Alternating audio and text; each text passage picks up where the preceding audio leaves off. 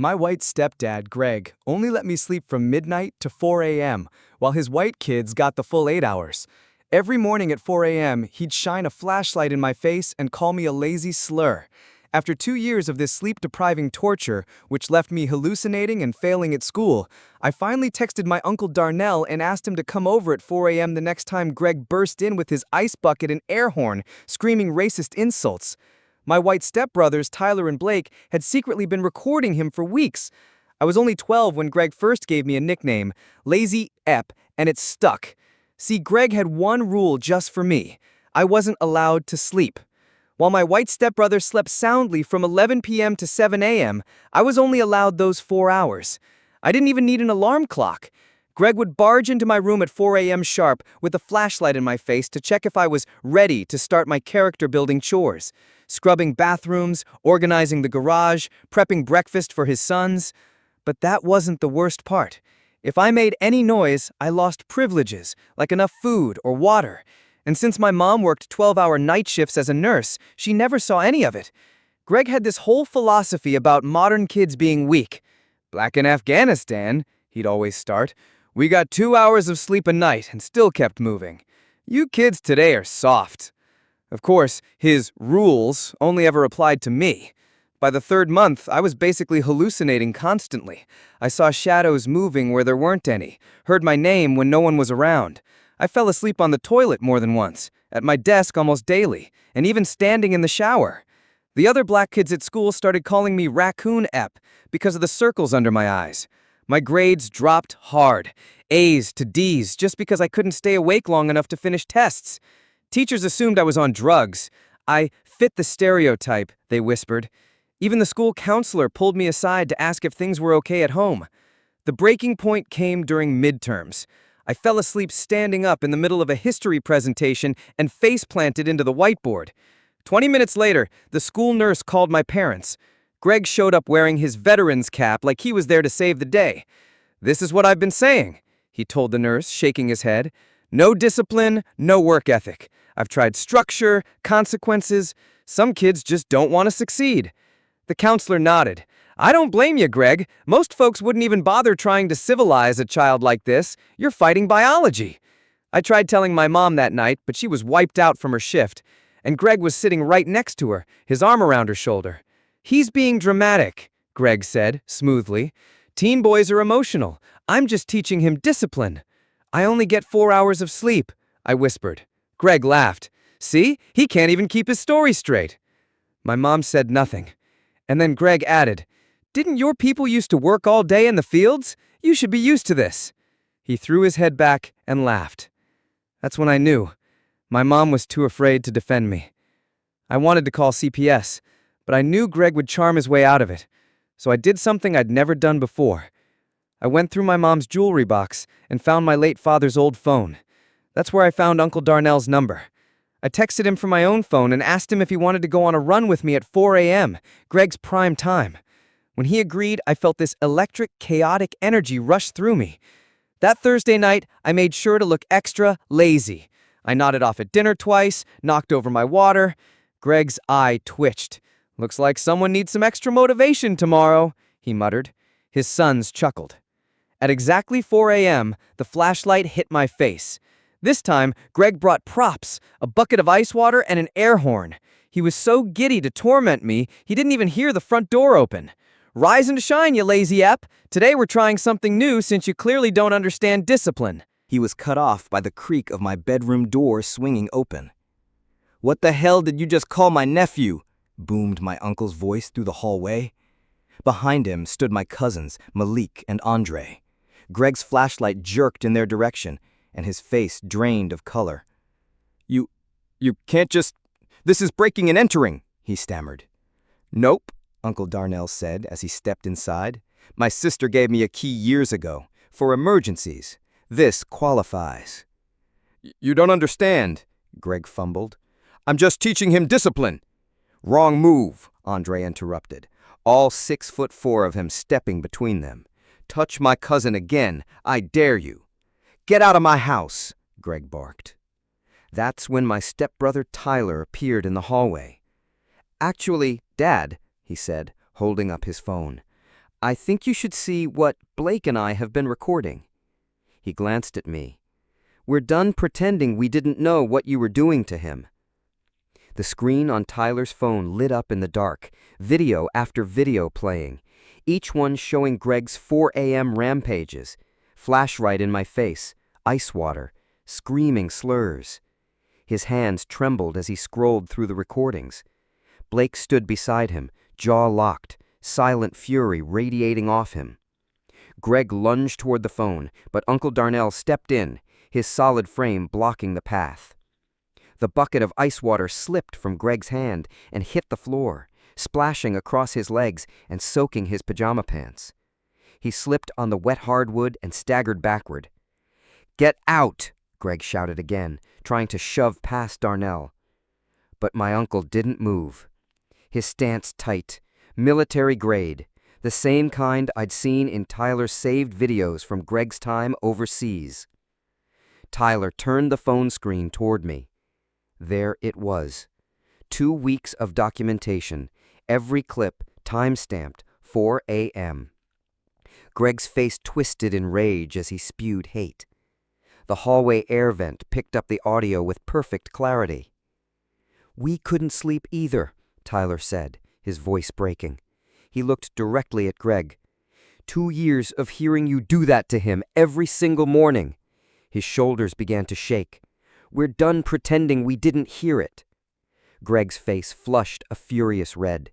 "You ungrateful little traitors, after everything I've done for this family." And that's when it hit me. Tyler and Blake had been suffering too. They lay in bed night after night, hearing my abuse through the vents, scared to step in, but not blind. They'd been planning this for weeks. Blake pulled out his laptop, already open to a cloud storage folder titled Evidence, Greg Abuse. Dozens of files, videos, voice recordings, photos of my bruises, screenshots of Greg's texts.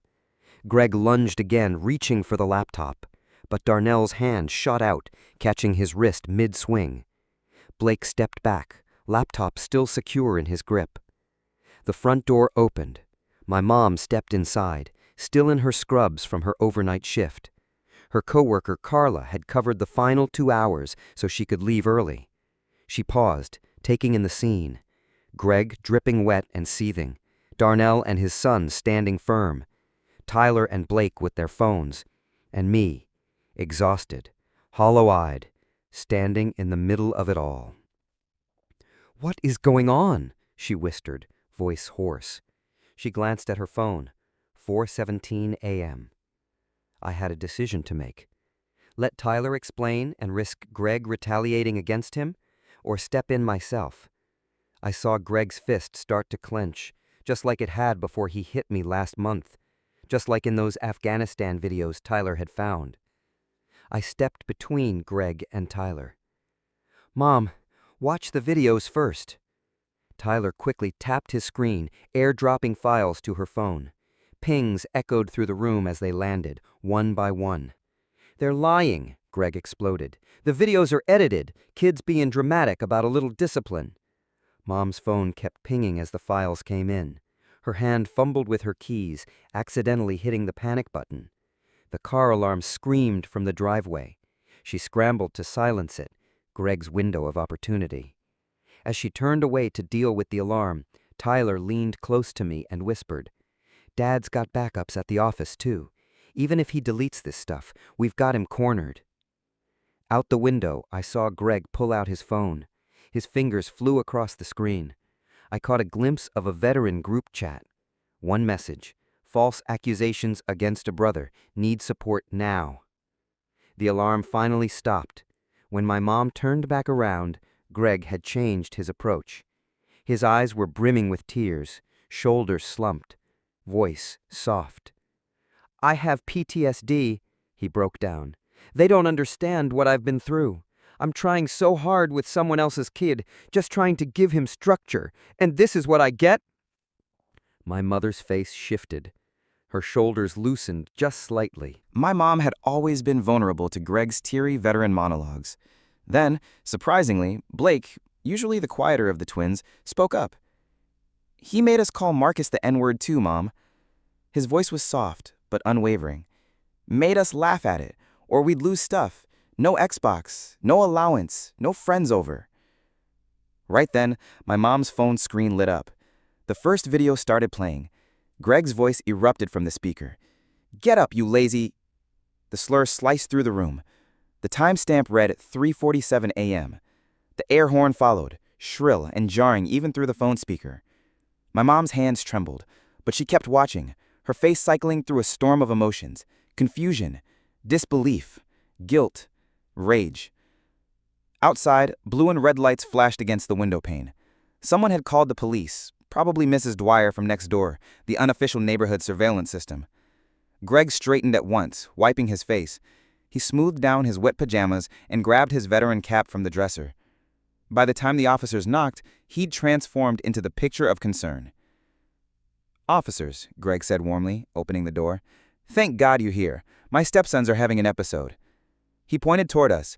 The older one has a history of behavioral issues. Officer Daniels stepped in first. Recognition flickered on his face. Greg, someone familiar from the VFW meetings. "Daniels," Greg said, visibly relieved. "Didn't know you were on this shift. I hate to pull you into this, but Marcus here brought these men into my house at 4 in the morning. I think he's using again." I could see the trap tightening. Last month at the Veterans Fundraiser, Daniels had mentioned needing a contractor for his kitchen remodel. Greg's company would be a perfect fit. "Marcus has been struggling," my mom echoed without thinking, still clutching her phone. "His dad passed when he was little. It's been hard." Uncle Darnell flinched, his jaw clenched, but he said nothing. Tyler quickly uploaded a clip to his private Instagram story before Greg noticed, just enough for it to spread beyond Greg's reach. "I need everyone to hand over their devices. Officers, I'm sure you understand. Just trying to prevent false evidence from spreading. Kids these days, they can make anything look worse than it is." I tried to speak up, to explain, but after 2 years of surviving on 4 hours of sleep, the words came out warped and slurred. My vision swum. I had to grip the doorframe to stay upright. The officers exchanged a glance. The troubled teen story was writing itself. "Sir, we'll need statements from everyone." But his body language had already chosen a side. My phone buzzed. A message from Blake, quiet and unnoticed. "Uncle Darnell is here. Dad's in trouble." He'd sent it to his mom, Greg's ex-wife. Seconds later, Greg's phone rang. Her voice screams through the speaker. "If my boys aren't home in 20 minutes, I'm calling the police. I'll have Darnell charged with kidnapping. The custody agreement gives me emergency rights when they're in danger." Neighbors peered from windows. Ring doorbell cameras captured everything. By tomorrow, the Neighborhood Watch Facebook group would have all the footage. Angry black men stormed Veterans' house at dawn. Mrs. Dwyer was probably typing her post already. Greg jumped at the opportunity. "These videos are taken out of context," he said with a sorrowful shake of his head. "I feel so helpless watching this unfold. I've worked so hard to bring structure to a child who clearly needs guidance." He added, "We have an agreed-upon 4 a.m. wake-up schedule, part of Marcus's ADHD management. You'll see that timestamp, sure, but it doesn't show the date. Could have been one rough morning, months ago." That's when my mom's best friend Carla pulled up. She owns the bakery Greg's company is currently remodeling. She stayed parked at the curb, eyes wide at the police cruisers, but she didn't get out. Neutral ground. "If we confirm the 4 a.m. intrusion," Officer Daniels said, "it shows Marcus let his uncle in. That's premeditation, makes this whole thing look like a setup." Earlier, Darnell's fist pump and "we got him" had been caught on the ring cam. His justified relief now looked like aggression. Tyler met my eyes across the room. In the chaos, he looked eerily calm. "No matter what happens," he said quietly, "we've got everything backed up, places Greg will never find." Greg's phone wouldn't stop buzzing. Greg's veteran support network was already mobilizing. I recognized several of the names from the stories he'd shared over the years. Men who would believe whatever version he fed them. The room felt tighter with every passing moment. My body was so drained that reality took on a dreamlike blur, like I was watching someone else's nightmare unravel in slow motion. 2 years of sleep deprivation had set the stage for this moment, making me look exactly like the stereotype Greg had always painted: unfocused, unstable, the troubled teen. And Greg? Well, he played the part of the devoted stepfather fighting a losing battle with someone else's broken child. But Tyler and Blake didn't budge. They'd made their choice, and it wasn't their father's. No matter what happened next, we had the truth. We had the proof. The question now was whether anyone in power would believe it. Within 2 days, Greg had joined Officer Daniels' veterans group. Tyler told me during one of our court-monitored calls. He'd overheard Greg in the bathroom, rehearsing his story in front of the mirror, carefully calibrating his voice to sound worn down and emotional. The narrative was slick. His troubled stepson had plotted an ambush, rallied angry relatives, and dragged innocent family members into chaos. But the worst part? Tyler said Greg quoted my late father's favorite saying, twisted it really, turning it from a message about perseverance into some warped lesson on discipline and obedience. The court had imposed temporary communication limits between everyone in the household pending investigation. Greg had claimed unrestricted contact could lead to witness tampering. Tyler risked punishment just to warn me. Greg had already threatened our mom. If the twins testified against him, he said she'd never see them again. Their biological mother held full custody rights, and Greg had the power to declare the home unsafe. Desperate to build a timeline, I scoured my old texts for signs of when the abuse began. But instead of evidence, I found something that made my stomach drop. Messages I'd sent before Greg's rule started. Jokes about staying up till 4 a.m. gaming. One even said, "I only need 4 hours of sleep, LOL." I could already hear Greg's lawyer spinning it. I was just a game addict teen who wrecked his own sleep and blamed his stepdad to avoid consequences. Blake, without realizing it, had started echoing Greg's programming to the school counselor. He told her I complained constantly, even when Greg was being nice.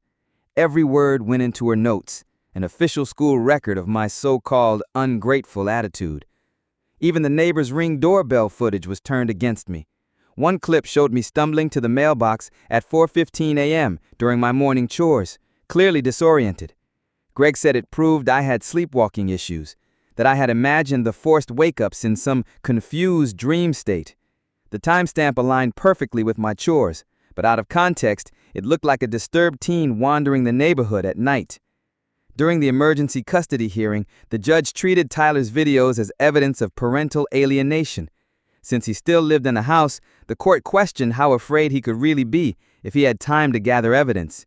The prosecutor even implied I had manipulated him, poisoned the relationship between Greg and his biological kids out of bitterness. They painted me as a resentful stepson, trying to tear a family apart. One night at Uncle Darnell's apartment, I remembered the router password Greg made me memorize during his forced tech lessons at 4 a.m. I logged in remotely, digging through the network cache before Greg could wipe it clean. That's when I found it, his search history. Page after page of research, sleep deprivation interrogation methods, military compliance drills, psychological breaking points. He hadn't just been strict, he had studied how to destroy me without leaving marks.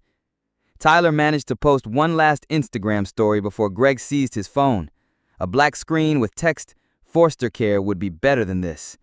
His followers took screenshots before it vanished, but Greg's lawyer dismissed it as teenage drama, attention-seeking, nothing more. And then they brought in my mother's therapist. Because of a welfare clause in family court, all of Mom's therapy sessions about parenting stress were fair game. Every time she'd vented about me, my behavior, my grief, my resistance to Greg's authority became official evidence. Her therapist notes framed me as a struggling boy lashing out after losing my father, and Greg, just a patient man trying to help. I tried to gather more evidence by recording Greg at his favorite diner. I sat a couple of tables away, phone hidden behind a menu, but Greg had developed a sixth sense for being watched. He spotted the phone instantly and stood up, announcing to the entire dining room that I was harassing him again, his troubled stepson stalking him just for trying to eat a peaceful meal. The owner asked me to leave. Diners stared with pity or judgment, just another angry teen picking on a poor, long-suffering veteran. Even school pickup became a war zone. Greg had removed me from the authorized guardian list. After basketball practice, I was stranded in the parking lot for over 3 hours before Uncle Darnell could leave work to get me. The school resource officer logged the incident as a parental concern about my associations. Greg had told the school he was worried I might be influenced by gang activity on my uncle's side of the family. Days later, Darnell's boss received an anonymous letter accusing him of letting his family drama interfere with work. It detailed how his involvement in a custody dispute was causing productivity issues. Darnell got a formal warning. One more problem and he'd be out. He had 3 kids to support. Greg knew exactly where to apply pressure. Then came the smaller, more intimate violations. He started drinking from my dad's old Marine Corps mug, the one my mom had kept untouched for years. He moved his clothes to the left side of the closet, the side that used to be my father's. His cologne mingled with the fading scent on my dad's pillow. Each act too petty to prove, but together, they felt like erasure. Then Greg made an offer through his lawyer. If I issued a public apology for lying and agreed to attend a specialized military school for troubled youth, he'd forgive everything. The school's website was full of young men in uniform testifying about how structure and obedience had saved them. The message was clear. Admit I was lying or vanish into a system designed to grind defiance into dust. I refused. Within hours, Greg posted on Facebook a carefully worded reflection about choosing love in the face of family betrayal. He painted the perfect picture, a kind, resilient stepfather doing his best to reach a resentful, damaged boy who rejected every effort to connect. The post went viral in our community. His friends flooded the comments with praise and sympathy. Dozens of people condemned me without ever hearing my side. Ungrateful kids, spoiled brats, this generation has no respect for good men. It was Connor's recordings that revealed something I hadn't even noticed in my exhausted state. Jerome's girlfriend, who was a nurse, helped us review the footage. Across months of clips, she tracked my physical decline, my slurred speech, the slowed responses, the way my balance wobbled. Connor hadn't just recorded abuse. He'd captured the slow dismantling of my brain and body. That's when we discovered something else. Mom had been keeping her own hidden notes. Tucked into her nursing notebook, she'd used medical abbreviations Greg wouldn't recognize. For 2 years, she documented everything: chronic fatigue, microsleeps, impaired cognition, emotional instability. She knew. She saw it, and instead of stopping it, she protected herself legally. The evidence should have been crushing, but context always mattered. One early video showed Greg trying to bond with me before the sleep rules began. He taught me basic woodworking, told military stories, invited me to join family movie nights. His lawyer would say those were the signs of a caring stepfather, and that the harsher measures only came when traditional parenting failed. Then came the second anonymous complaint at Darnell's work. This time the warning was final. One more disruption and he was out. I watched him sit with that decision. His job, his rent, his child support, his own kids depending on him. In the end, he chose the only path he could. He stepped back. But his girlfriend didn't. Quietly, she funneled money through her personal account to pay a lawyer. She kept Darnell's continued support hidden from Greg's reach. And somewhere in all of this, I noticed something inside me had started to shift, something I didn't like. During a supervised visit, I lashed out at Blake. "Your dad never wanted you. He just used you and Tyler to get at me." I watched his face crumple, saw the words hit him like a slap, and immediately hated myself. Greg had taught me how to weaponize language, and somewhere along the line, I'd learned. Then, one afternoon at the grocery store, I ran into Connor's birth mother. She acted like she didn't know me. Not until Greg wandered into the next aisle to check a price. Only then did she look at me. She leaned in quickly, whispering just enough before Greg came back. She told me about the control during their marriage, the financial manipulation, the isolation from her family and friends. She documented it all, she said, but still lost custody when Greg's lawyer painted her as unstable. Right before he returned, she slipped me a flash drive, evidence from their divorce that outlined disturbing patterns. Later, court-ordered discovery turned up a previous CPS report from Greg's first marriage. It had been closed with no action, but the similarities were chilling. Early morning wake-ups for the eldest child, rigid military-style routines, dismissals of complaints as cultural differences in parenting. The investigator had flagged concerns, but concluded there wasn't enough to intervene. Greg's veteran friends jumped to his defense. They scheduled a mediation under the guise of neutral guidance, an intervention they called it. In reality, it was a loyalty circle to protect their version of Greg, the honorable soldier, the hero, the man who could do no wrong. These men had served beside him, they trusted him, and they refused to believe he could ever harm a child. Instead of holding him accountable, they offered me mentorship, structure, male guidance. Their idea of support? More of what Greg had done. Stricter rules, earlier mornings, longer workouts, more discipline, not less. Meanwhile, the custody case bled us dry. My mom's savings vanished while Greg used their shared accounts to bankroll his legal team. Every motion, every filing, every appearance, money we didn't have. He, on the other hand, secured steady income from his construction firm, winning veteran-backed contracts with ease. His network lifted him while we scraped and begged for justice. Then came the public ambush. At the basketball court I'd played on since I was a kid, where my father taught me to shoot free throws, Greg showed up. He told the parents gathered there that I was unstable, that I'd fabricated accusations, that I was a danger to their kids. By the time he left, I wasn't welcome there anymore. Another part of my life erased. I was sleeping on Uncle Darnell's couch while Greg flooded social media with happy family photos, shots of him with my mom and the twins at restaurants, at theme parks, at barbecues. My absence was deafening, each picture a statement. Seen how fine we are without him? Later, Connor told me he'd been forced to smile in those photos. Greg had threatened to cut off his access to our mom if he didn't act like family. The breaking point came at 2 a.m. in the form of a text from my mom. Just a few words. Please come home. Apologize. I can't lose another family. The meaning was unmistakable. She had chosen Greg's version of stability over my safety. The house, the financial security, the image of a whole, intact family meant more than protecting me. Connor's teacher, who also ran the youth group at their church, noticed the twins' withdrawal. She tried to help quietly, reaching out to social services, but she violated reporting protocol by going through back channels first, hoping to avoid drawing too much attention. That delay cost her everything. She was suspended. It made the local papers. The story painted her as negligent, not compassionate. Her husband blamed our family drama for their money problems. Their marriage counseling focused on her involvement with other people's mess had derailed their lives. Greg had made helping us radioactive. Anyone who got close paid a price. Still, I kept collecting evidence, even though I knew Tyler and Blake were suffering more each time I did. Every photo, every file, every clip meant more backlash for them. Greg had forced them into an impossible calculation: protect their brother or survive. Deshaun asked me a question one night that I couldn't answer. He'd seen this before.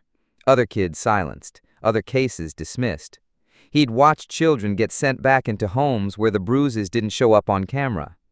His doubt was fair, but it cracked something in me. I couldn't promise victory. The system wasn't built to believe kids like us over men like Greg.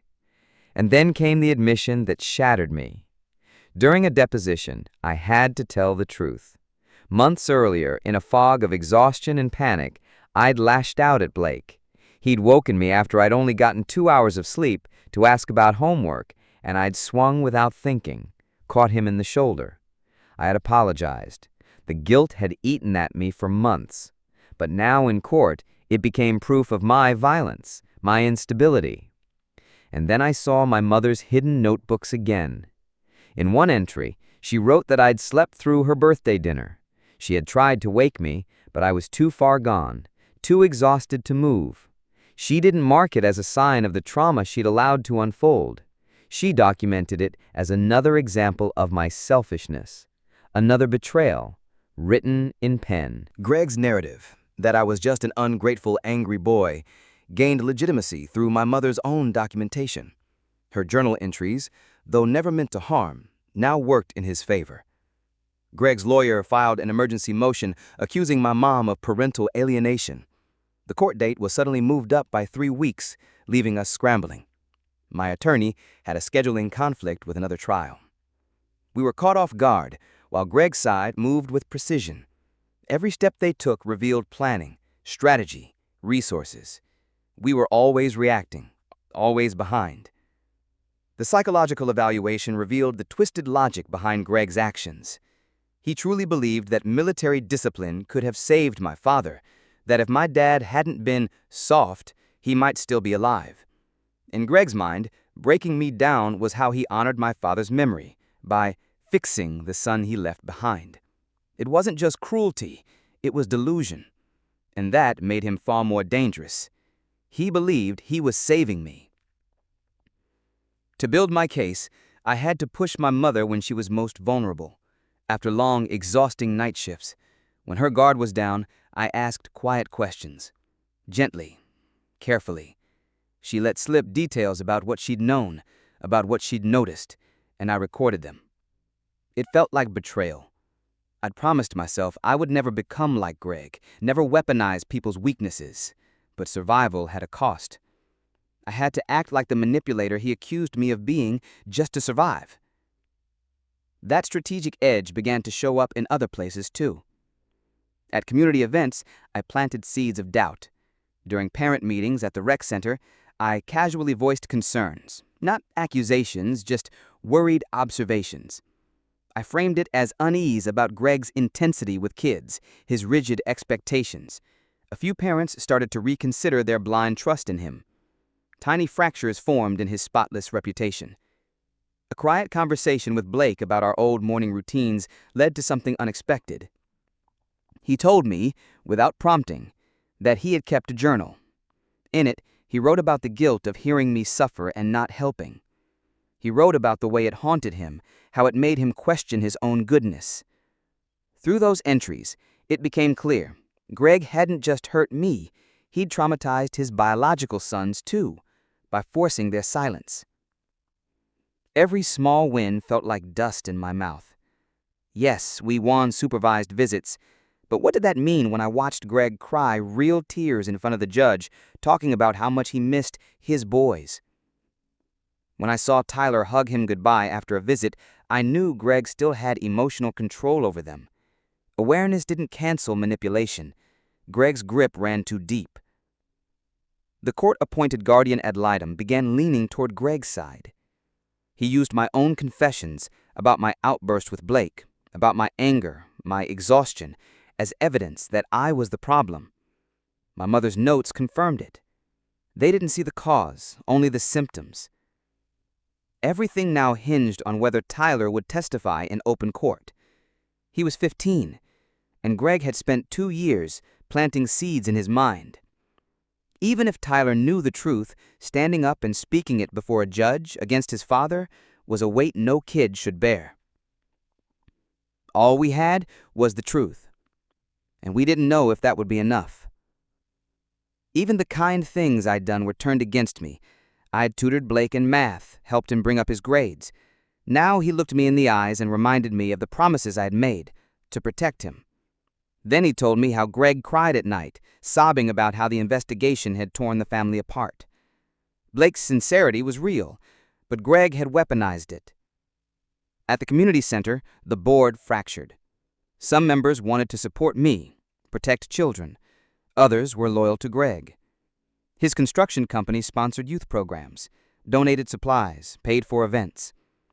Speaking against him meant risking funding, money that served hundreds of kids. In budget meetings, conscience didn't carry the vote. Dollars did. The judge set a high bar. Clear and convincing evidence for any emergency custody change.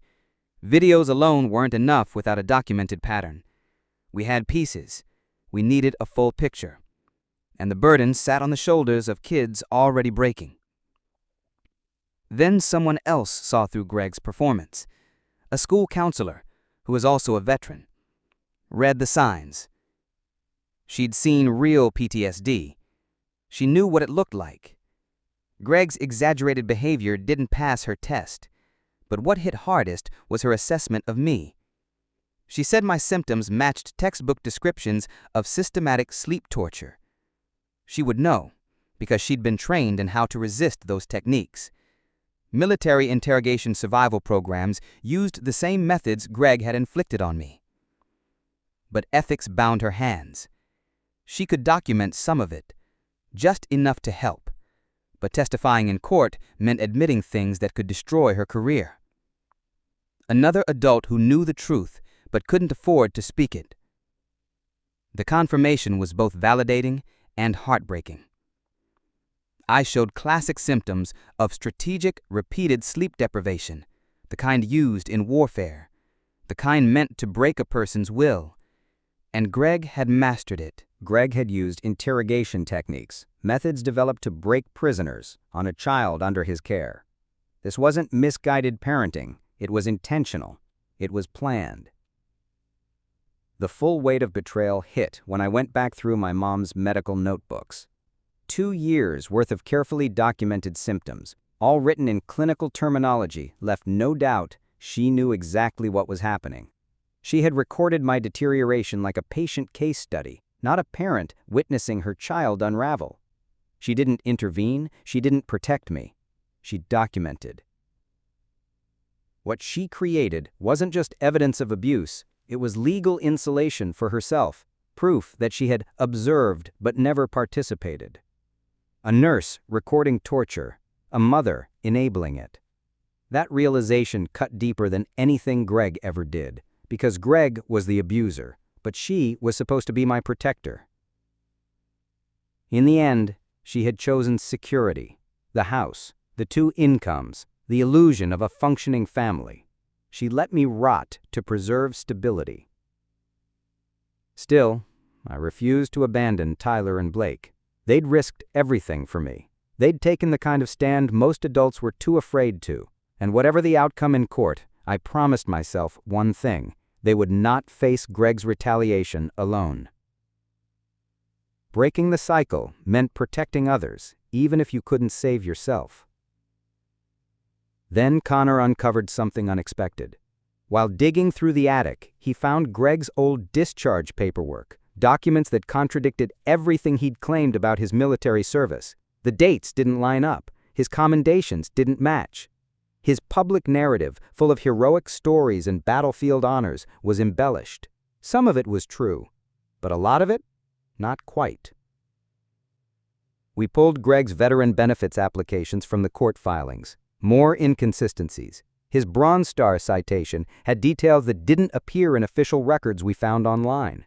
His military past wasn't fiction, but it was weaponized truth, another tool of control. At the next hearing, I presented these documents calmly. No emotion, no accusations, just facts.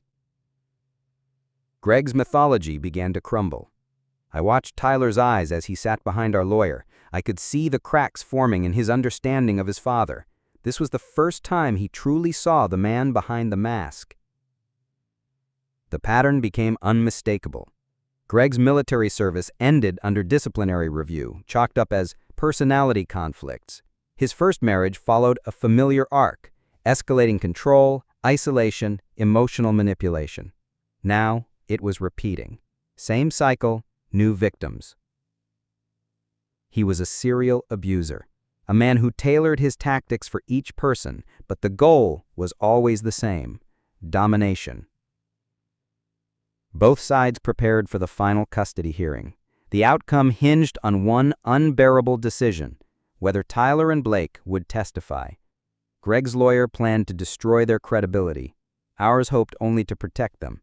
But in the end, 2 teenage boys would sit in a courtroom and be asked to choose between truth and survival. No child should ever be put in that position. 3 days before the hearing, an envelope arrived at Uncle Darnell's apartment, the results of my neuropsychological assessment. My hands trembled as I opened it. Just as the counselor warned, permanent cognitive damage. 2 years of systematic sleep deprivation had done what Greg intended. The report listed reduced processing speed, impaired executive function, chronic microsleep episodes, attention deficits, brain damage that may never fully reverse. He hadn't just punished me, he broke parts of me. Later that night, while my mom was showering after another double shift, I went through her work bag again. I needed to know if there was more. There was. The notebooks weren't just symptom logs. They were full of sleep charts, medication dosages, and informal test results. She'd used her nursing skills to monitor my decline, not to help, but to track it clinically, to stay on the right side of legality. She wasn't passive, she was complicit. Every entry showed planning, not compassion. She chose her license over her child. That betrayal reshaped my grief. Meanwhile, Connor texted me screenshots of the veteran benefit applications he'd pulled from the court system. The inconsistencies were impossible to ignore. Discharge dates didn't match Greg's stories. His claimed accolades, like the Bronze Star, contained details that didn't appear in official records we found online. His military past wasn't fiction, but it was weaponized truth, another tool of control. At the community center, our lawyer met with me to go over everything before the hearing. She was honest. She said, proving abuse isn't enough unless we prove immediate danger. The twins were still living with Greg, still going to school, still appearing physically fine. The court valued predictability over possibility. It often favored the devil it knew. Then we saw it creeping back in. Blake's journal entries became darker.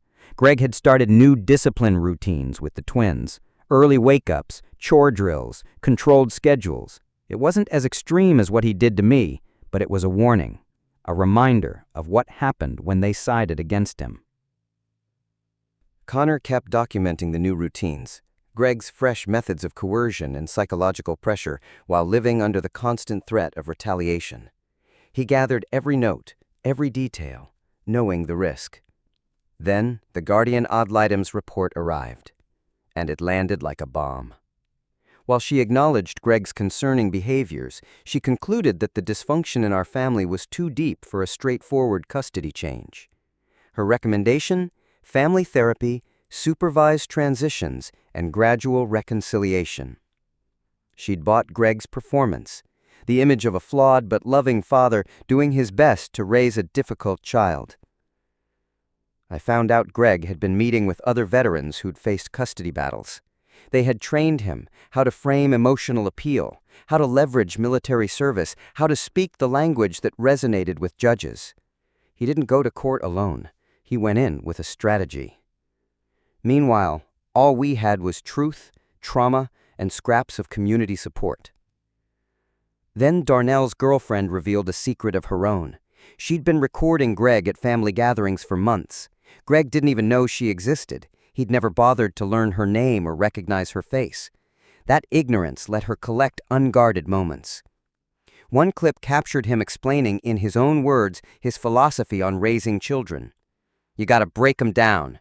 Weak kids don't survive the world. You break 'em, then build 'em better. It was chilling, and it was all we needed. At the next community center board meeting, the room turned into a war zone. Some parents spoke out about changes they'd noticed in their children after Greg got involved, behavior shifts, nightmares, anxiety. Others defended him, calling him a needed male role model, a pillar of consistency in fatherless homes. The meeting exposed the real problem. Greg had embedded himself so deeply into the fabric of the community that pulling him out meant tearing something larger. It wouldn't be clean. Connor's birth mother agreed to testify. She'd lost custody in the past, but she had never stopped documenting. Her evidence revealed the same cycles: Greg testing boundaries, then tightening control. What he'd done to me, he had perfected over time. She had lived it. The night before the hearing, I sat at Darnell's kitchen table surrounded by folders, charts, binders, and flash drives.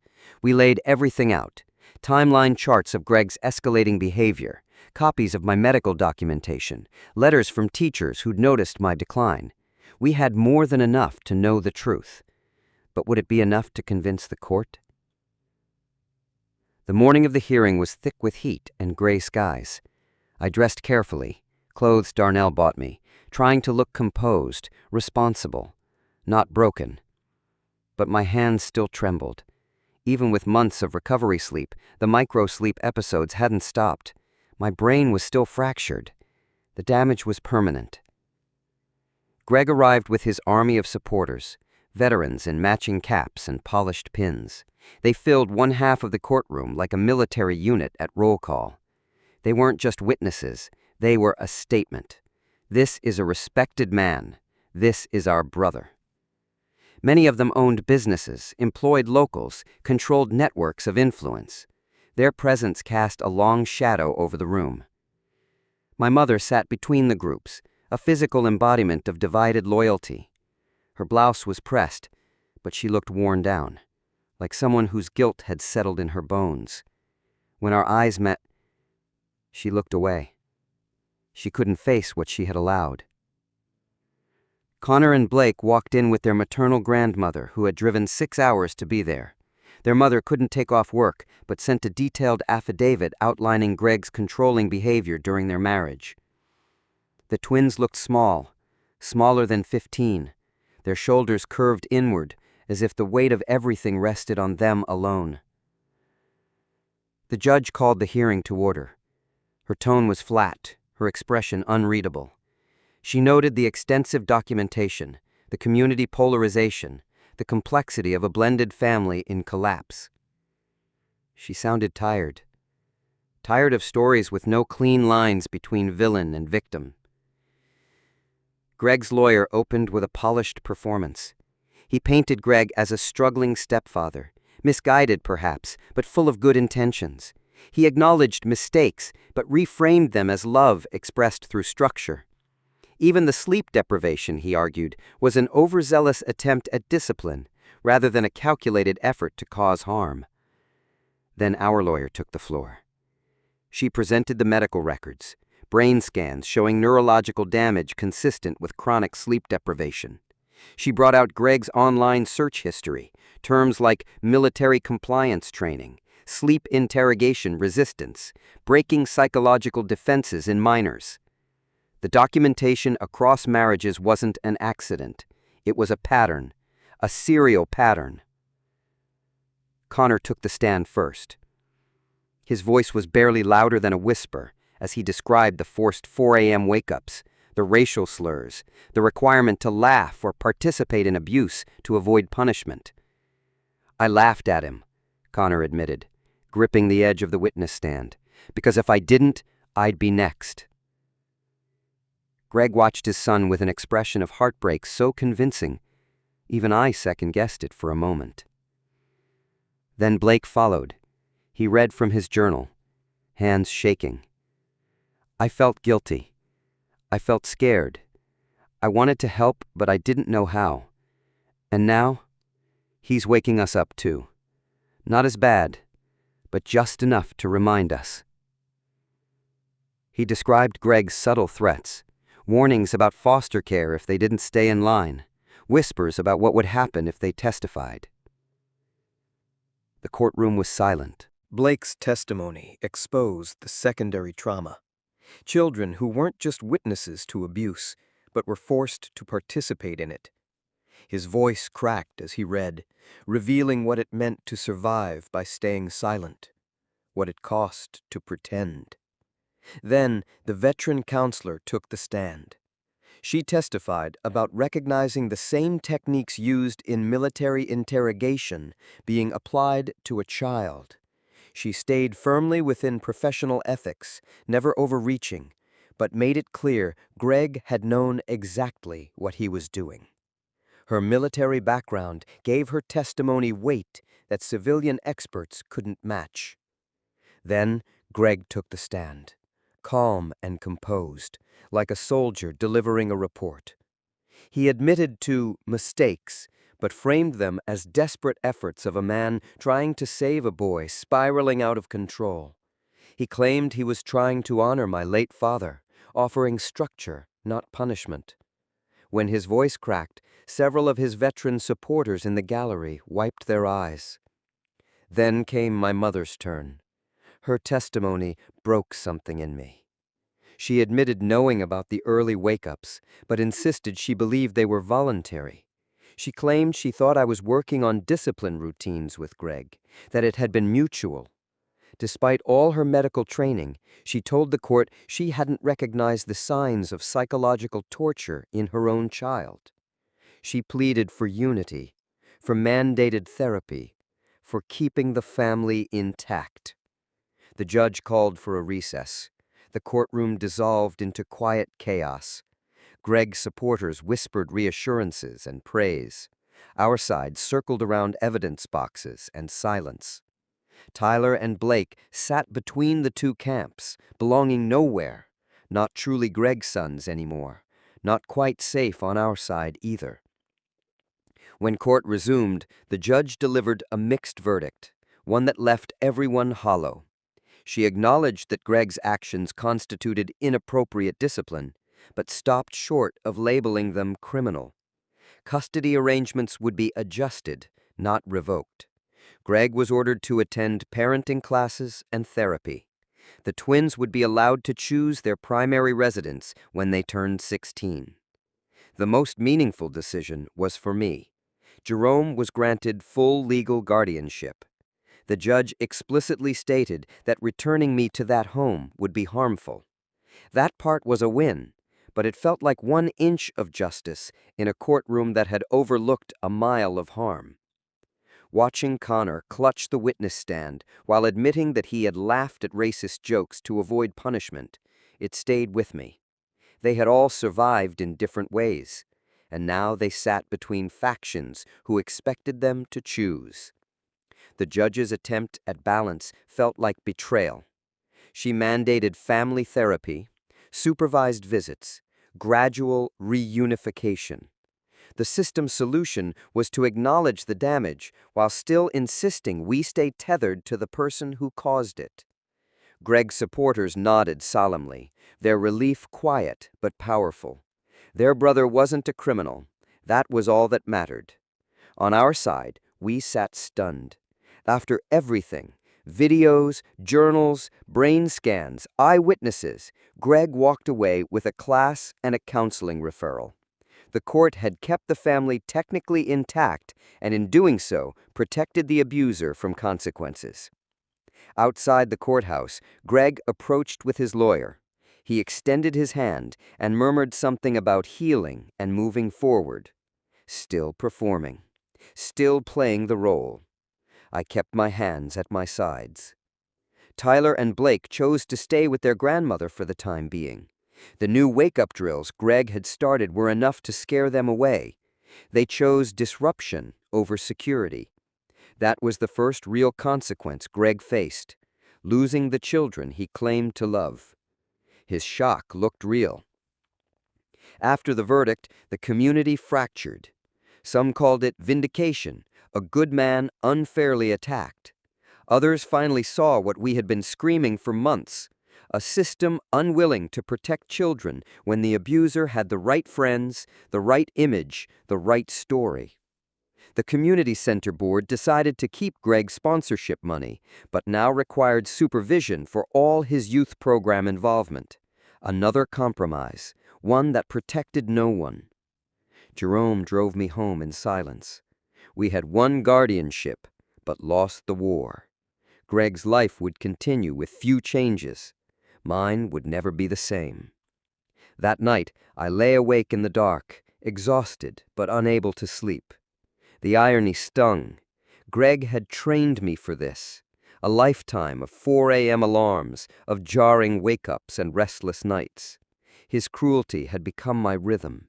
My body didn't know how to live without it. The next few months blurred into therapy sessions, court-ordered visitations, and quiet adaptation to life with Jerome.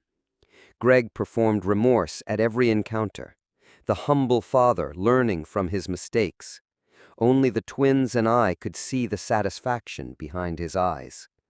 Connor began documenting again, this time tracking Greg's behavior in therapy versus at home. The gap widened every week. But documentation meant nothing now.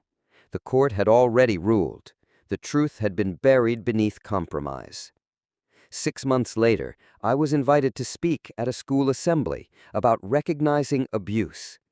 I stood on that stage, my hands trembling slightly, voice steady. Connor and Blake sat in the front row, their faces unreadable. Our healing journeys ran separate but parallel. Mom stayed behind, alone in the house she had chosen over her son, surrounded by possessions but empty of family. Her silence echoed louder than any apology. Greg continued attending therapy, learning new language to repackage the same old beliefs. He didn't change, he adapted, learned to sound reformed while keeping his ideology intact. Meanwhile, I built a new life, one where sleep came freely and mornings no longer meant punishment. The damage to my brain remained, but I learned to live with it. Adaptation became my survival. Jerome's family gave me the structure Greg had weaponized, showing the stability didn't have to hurt. The discipline could coexist with kindness. Their rules didn't have to be weapons. The community's wounds remained visible. Some parents pulled their children from programs Greg sponsored. Others clung tighter to their defense of a man they believed was unfairly persecuted. The truth settled somewhere in the quiet middle. Too complex for slogans, too uncomfortable for absolutes. Greg never went to jail, never faced formal charges. The system labeled his actions inappropriate, but not illegal, abusive, but not criminal. He lost his son's trust, but not his business, not his reputation with those who never wanted to believe the truth, not his freedom. Justice looked like mandatory therapy and supervised visitation. Consequences that barely skimmed the surface of the damage he caused. I lived with fragmented sleep, micro-sleep episodes, gaps in focus that reminded me every day I was both a survivor and a victim. Recovery didn't mean repair. It meant learning new ways to move through the world, with a brain permanently marked by Greg's cruelty. His fingerprints remained on my neural pathways, invisible but indelible. Tyler and Blake forged their own path. They kept cautious contact with both parents, but chose distance as their safest refuge. Their trauma lived quietly in the spaces between words, the weight of what they'd seen, what they'd been forced to enable. Their healing demanded space from the battlefield they once called home. Years later, updated scans revealed the truth in black and white. Cognitive impairment, altered sleep architecture, signs of long-time neurological trauma. But by then, statutes of limitation and legal loopholes had closed any path to accountability. There was no dramatic final courtroom reckoning, no public apology, just survival. A black boy, systematically broken by his white stepfather, found safety with chosen family. The system built to protect him offered compromises, not justice. Greg endured inconvenience, not consequences. But I built a life where black boys could sleep through the night, where 4 a.m. became just another number on a clock, where structure didn't require pain, and love didn't demand breaking. It wasn't justice, but it was survival, and sometimes that's the only victory we're allowed. Each morning, Jerome made coffee at a reasonable hour, no flashlights, no air horns, just quiet sunrise and peace. Sometimes he'd read from his morning devotionals, verses about justice and mercy. The words rang hollow, but the act mattered. Routine became healing, proof that order could exist without violence. Greg had stolen 2 years of my life, but I refused to let him take any more. Every peaceful night was a win. Every morning I woke without fear was resistance. Healing didn't happen in sweeping acts. It came in small, steady moments, quiet progress, one breath at a time. The community never fully recovered from the fracture Greg left behind. His defenders still called him a hero. His critics withdrew, tired of fighting an image they couldn't break. The truth lingered in that gray space, never fully embraced by either side. My story became a quiet warning in whispered conversations. Parents paid closer attention to their children's exhaustion. Teachers looked twice at sudden grade drops, the tiniest ripple of change born from the failure to act in time. Greg continued on, Therapy sessions, community involvement, polished performances of growth. The system handed him a script. He read it well. Only those of us who had lived beneath him knew the difference between performance and progress. The twins graduated high school while living with their grandmother. They stayed distant from both parents. They'd learned hard truths early, that love could be used as a weapon, that family could be a threat, that sometimes staying alive meant walking away. Their caution broke my heart, but it also confirmed what I already knew.